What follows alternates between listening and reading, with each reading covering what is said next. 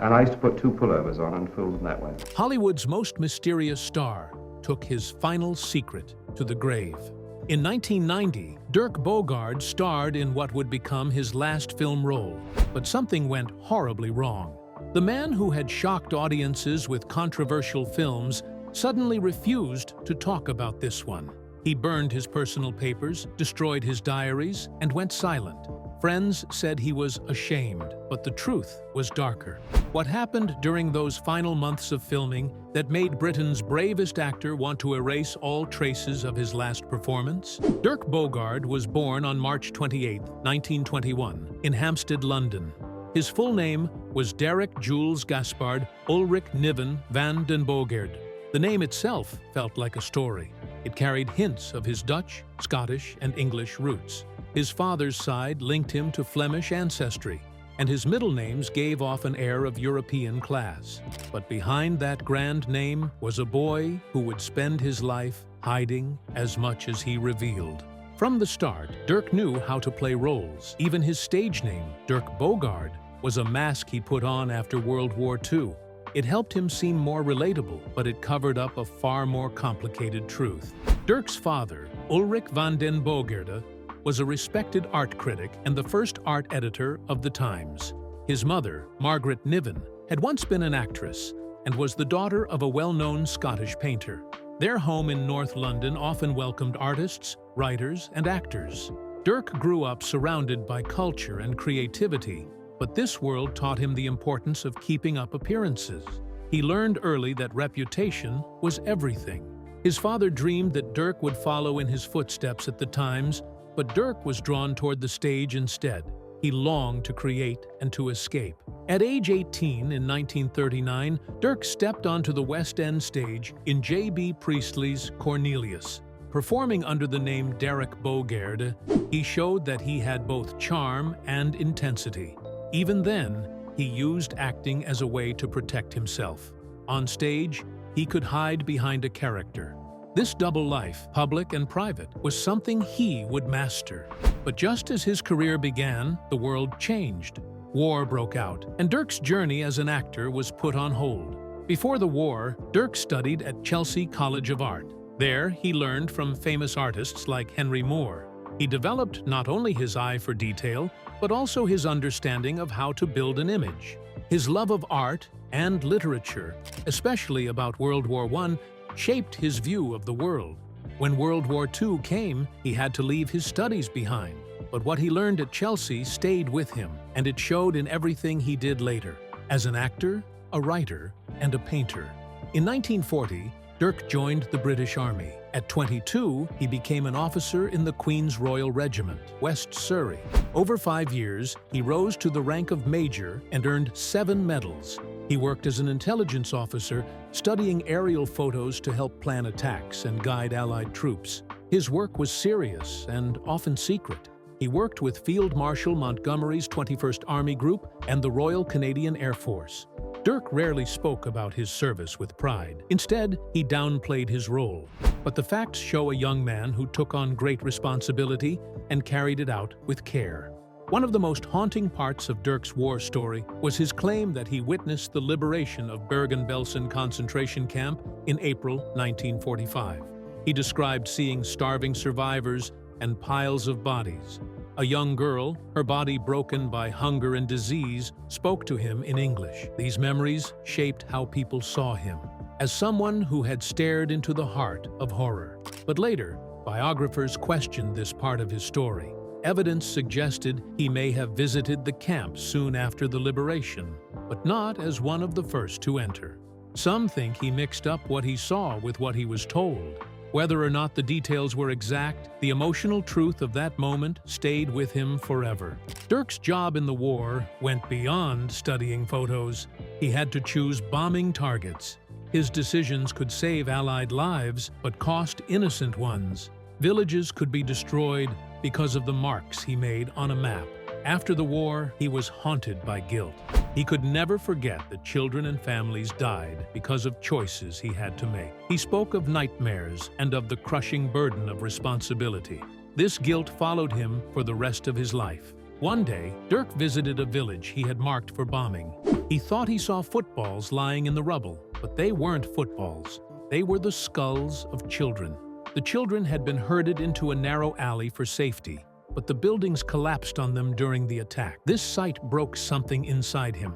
He never forgot the horror of what he saw, and it haunted his dreams for years. The war left marks on Dirk that no one could see. He called it an internal tattooing. The shock of what he had witnessed was burned into him forever. He spoke of how such trauma could never truly fade. It shaped how he saw himself, how he related to others, and how he worked. His pain showed in his performances and in his writing. Dirk Bogarde lived with those scars every day.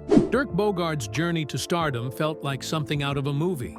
In 1947, he appeared in a stage play called Power Without Glory at the New Lindsay Theatre. The performance was so powerful that it caught the attention of Noel Coward, one of Britain's most famous playwrights and actors.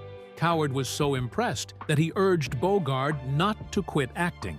That advice changed everything. Soon, a talent scout from the Rank organization heard the buzz and offered Bogarde a contract. At the time, getting a Rank contract was rare.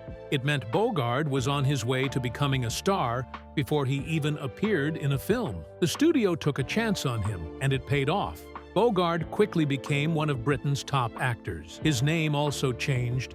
Born Derek Niven van den Bogarde, his original name felt too long and foreign-sounding for British audiences. His agent suggested Dirk Bogarde. The name had a sharp, mysterious feel that suited the image they wanted. This wasn't just a small change, it was the start of a new identity. Dirk Bogarde became famous across the UK.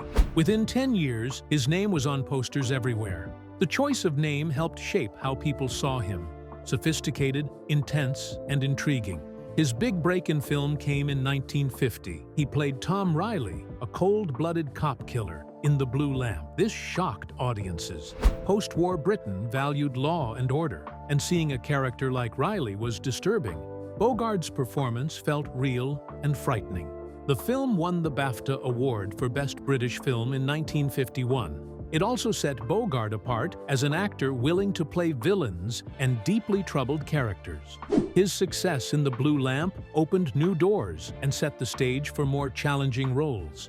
By 1955, Bogarde was a box office king. His role as Dr. Simon Sparrow in Doctor in the House, 1954, made him a household name. That film drew 17 million admissions in its first year. He became Britain's top box office star in both 1955 and 1957. People loved him as the clean-cut, charming hero. But even during this time, Bogarde felt trapped. He wanted more than the safe, predictable roles that came with fame. This hunger for more complex parts was already growing inside him. His success came with a major contract. Bogarde signed a 14-year deal with the Rank organization. At first, he earned $30 per week. That number grew as his films became hits. The contract gave him financial security, but it also tied him to roles he no longer wanted. Even as he signed the deal, Bogarde was thinking about how to break free. He didn't want to be just a matinee idol. He dreamed of doing work that meant something deeper. In 1961, he made a bold move. At the height of his fame, Bogarde left Rank. He had starred in over 30 films and topped the box office, but he was done. Walking away from such success was risky. He could lose everything: money, fans, career stability. But Bogarde chose art over safety. His first project after leaving was Victim, 1961, where he played a closeted gay lawyer. The role was controversial, but it showed Bogarde's courage. He was ready to take risks for the sake of meaningful stories. 2 years later, he took another daring step. In The Servant, 1963, Bogarde played Barrett, a manipulative manservant. The role was dark, twisted, and the opposite of the charming heroes he used to play. Bogarde chose this part on purpose. He wanted to destroy the clean image that had made him famous. The Servant shocked viewers. It showed how far Bogarde would go to challenge himself and his audience. The gamble worked. His performance won him his first BAFTA Award for Best Actor in 1964. He brought Barrett to life with subtle menace. The film's black and white look and tense atmosphere added to the unease. Bogarde found a perfect creative partner in director Joseph Losey. Losey had been blacklisted in Hollywood, but found new freedom in Britain. Together, they made bold films that explored class, power, and sexuality in ways that shocked audiences. Their work included The Servant, King and Country, 1964, and Accident, 1967. These films pushed British cinema into darker, more adult territory. Bogarde and Losey's partnership left a lasting mark on film history. Bogarde spoke openly about his choices. He said he was tired of playing the same kind of roles over and over. He risked his reputation and his income to prove he could do more. His career became a story of courage and reinvention. Dirk Bogarde took risks that few actors of his time dared to face. In 1961, he starred in Victim, a film that shook British cinema to its core. This was the first English-language movie to use the word Barrett? If I hear from you again, I shall inform the police. homosexual on screen. Bogarde played Melville Farr, a respected barrister whose world crumbles when he is blackmailed over his sexuality. At that time, homosexuality was illegal in the UK. Taking this role was dangerous for Bogarde, both for his career and his safety. The film helped change history. It swayed public opinion and played a part in the passing of the 1967 law that decriminalized homosexuality. Bogarde called Victim his proudest work. He even rewrote a key scene where his character confesses his secret to his wife. When the film came out, some cinemas refused to show it. Well, cinema is much more exciting because I've said before, it's something you're making technically together. Critics were split. Some praised its bravery, others attacked it. But the legacy of Victim remains strong. It showed the cost of repression and the courage needed to face injustice. Then, in 1974, Bogarde shocked audiences again in The Night Porter. He played Max, a former Nazi SS officer. The story followed Max and Lucia, a concentration camp survivor. They fall back into a twisted, obsessive relationship years after the war. The film was set in Vienna in 1957 and was filled with disturbing images and themes. Critics like Roger Ebert and Pauline Kael condemned it as despicable and romantic pornography. During filming, Bogarde once appeared in full SS uniform in public. The crowd cheered and sang a banned Nazi anthem. Bogarde was horrified. He later said he felt physically sick. The film's dark exploration of trauma, power, and desire caused endless debate. Some called it art. Others saw it as offensive. Even today, The Night Porter stirs fierce discussion about the limits of cinema. 3 years earlier, in 1971, Bogarde had already made waves with Death in Venice. He played Gustav von Aschenbach, a composer who becomes obsessed with a teenage boy while vacationing in Venice. The film, based on Thomas Mann's novella, was almost silent. Bogarde used glances and gestures to show the character's inner struggle. The camera's focus on the boy, played by 14-year-old Björn Andresen, made some critics uneasy. The director, Luchino Visconti, was known for pushing limits. The film premiered in London on March 1, 1971. It won BAFTA awards for Best Cinematography and Best Production Design. Over time, it became one of the most respected art house and LGBT films ever made. Bogarde's daring performance proved he was willing to explore the darkest corners of human desire. Before Death in Venice, Bogarde had already embraced controversy in The Damned. 1969, he played Friedrich Bruckmann, part of a rich German family corrupted by the rise of Nazism. The film exposed betrayal, rape, incest, and moral collapse. It was so explicit it earned an X rating in the US. Only after cutting 12 minutes did it get downgraded to an R. The story mirrored the real-life Krupp family and showed how power destroys. Bogarde's choice to take this role set him apart. Many British actors avoided such dark European films, but Bogarde seemed drawn to parts that forced audiences to face uncomfortable truths.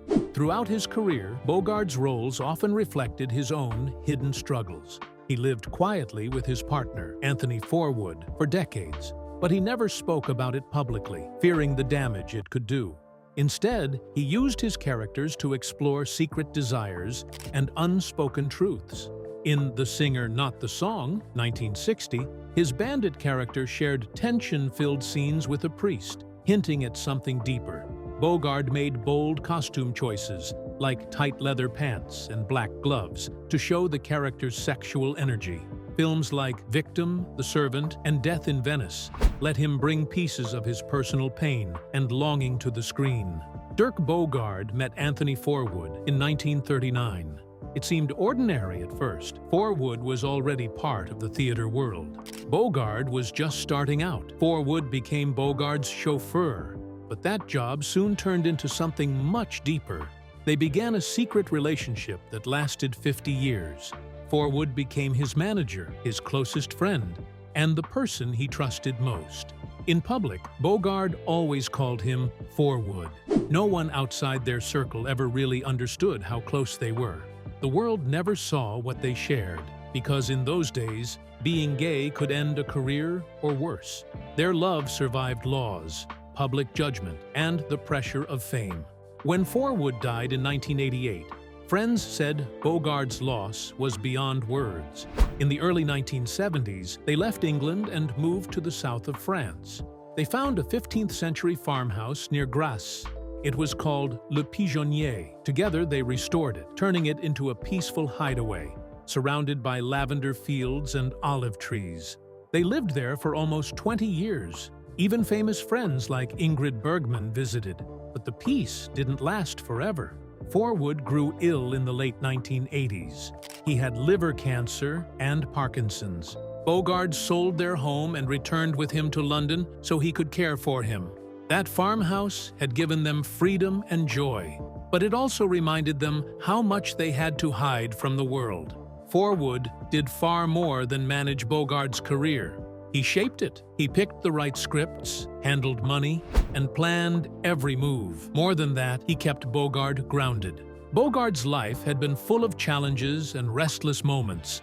Forwood gave him the stability he needed. People who visited them always noticed how perfectly they worked together. Forwood's support gave Bogarde the courage to take on risky roles, even films with gay themes, knowing he always had a safe place to return. When Forwood became sick, Bogarde stood by him, showing the depth of their bond one last time. In 1970, Bogarde's name appeared on a secret KGB list. He was one of 6 British gay men the KGB learned about from a man they had blackmailed during a trip to Moscow in the late 1950s.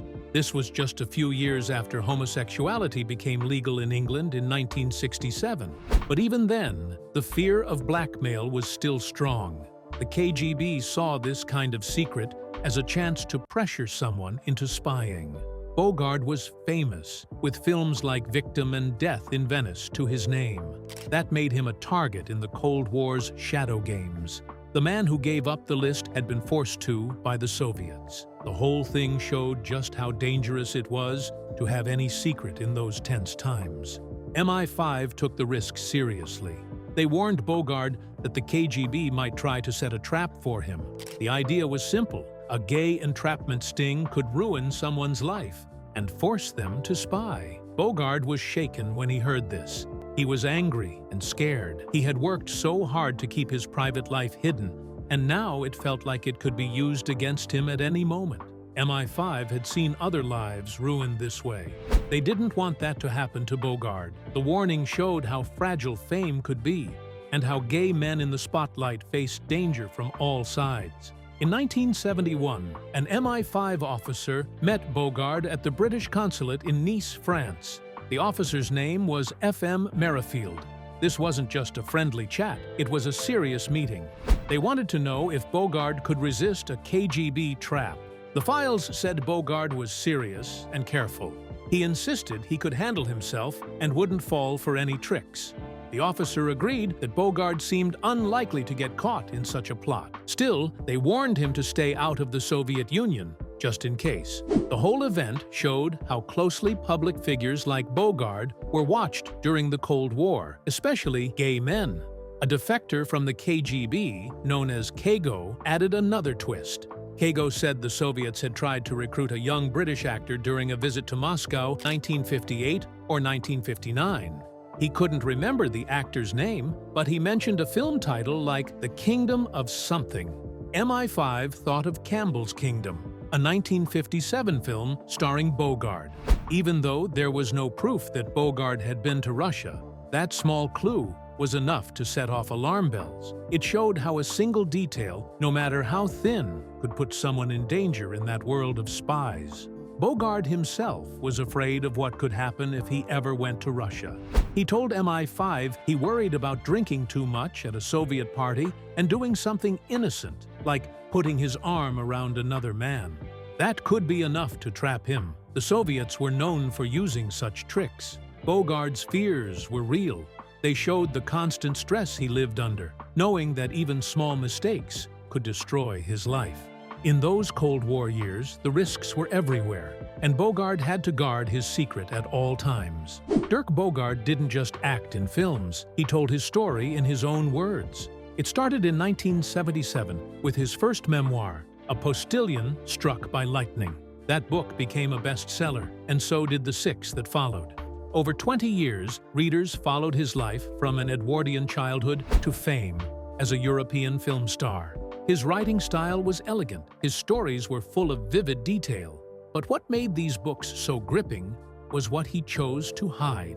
In 1986, just before a big TV interview, Bogarde burned his wartime diaries and personal letters. He admitted it was the action of a man covering up. The books lit up his past, but also kept many secrets in the shadows. Titles like Snakes and Ladders, 1978, An Orderly Man, 1983, Backcloth, 1986, A Short Walk from Harrods, 1993, Cleared for Takeoff, 1995, and For the Time Being, 1998, became literary events. They left readers with as many questions as answers. Bogarde didn't stop at memoirs. He wrote 6 novels between 1980 and 1997. His first, A Gentle Occupation, 1980, set the tone. Then came Voices in the Garden, 1981, West of Sunset, 1984, Jericho, 1992, A Period of Adjustment, 1994, and Closing Ranks, 1997. His fiction mixed truth and invention. He explored war, memory, and identity. Critics praised his psychological insight and bold style. At the same time, Bogarde wrote essays and reviews for papers like The Daily Telegraph. His sharp wit showed in For the Time Being, 1998, where he collected these pieces. Writing gave him a power he never had on screen. This time, he shaped his own image. Not everyone believed his words. Some claimed Bogarde made up parts of his life story. The biggest storm swirled around his account of seeing Bergen-Belson's liberation during World War II. His biographer and other researchers doubted it. They thought Bogarde's memory blended newsreels and others' stories into his own. The idea of false memory syndrome came up. The charges hurt him deeply, but he stood firm. "I'm not a liar. I've never cheated an audience in my life," he said. The debate only drew more attention to his books. Each one became not just a story, but a puzzle for readers to solve. For Bogarde, writing was more than a career shift. It was a way to face inner scars. His war service as an intelligence officer left deep trauma. He wrote of seeing concentration camps. He wrote of the toll it took on him. For years, he couldn't even speak about it. Putting it on paper helped him cope. His fiction, too, echoed with loss, exile, and the struggle for meaning after disaster. Beneath the polished sentences lay real pain. Readers felt it. His words had a confessional force that still touches people. What made Bogarde's writing so powerful was the mystery he kept alive. Even when he seemed to open his heart, he held something back. He once said, "If you've got your wits about you, you will know who I am." But his memoirs only offered clues. They hinted at secrets without revealing them. He never wrote openly about his lifelong bond with Anthony Forwood. He burned letters. He controlled every word of his public image. Dirk Bogarde spent his final years facing heartbreak and loss that few could imagine. For nearly 50 years, he and Anthony Forwood had shared their lives. But in the end, Forwood was struck by both liver cancer and Parkinson's disease. The illnesses left him paralyzed and unable to speak. Bogarde, already in fragile health and a heavy smoker, cared for him as best he could. The decline was slow and painful. Bogarde later said, "Now I must try to begin to live again, and alone." Forwood died on May 18, 1988, at the age of 72. His body was cremated. The grief and horror of watching his partner suffer changed Bogarde forever. He became a fierce supporter of voluntary euthanasia. He returned from France to London and wrote about this time with raw honesty. The glamour of his film career was gone, replaced by hospital corridors and the endless weight of illness. 2 years later, Bogarde took on his last film role in Daddy Nostalgia. Some people said he was ashamed of it, but that wasn't true. He loved the role. He called it a perfect swan song. In the film, he played Tony, a retired Englishman on the Côte d'Azur who was facing the end of his life. It was deeply personal for Bogarde and for director Bertrand Tavernier, whose father died during production. Bogarde worked alongside Jane Birkin and promoted the film with pride. He talked openly about its themes of regret and reconciliation. Audiences and critics praised his subtle, emotional performance. The film became a fitting end to a career where he never shied away from difficult truths. In September 1996, Bogarde's health took a terrible turn.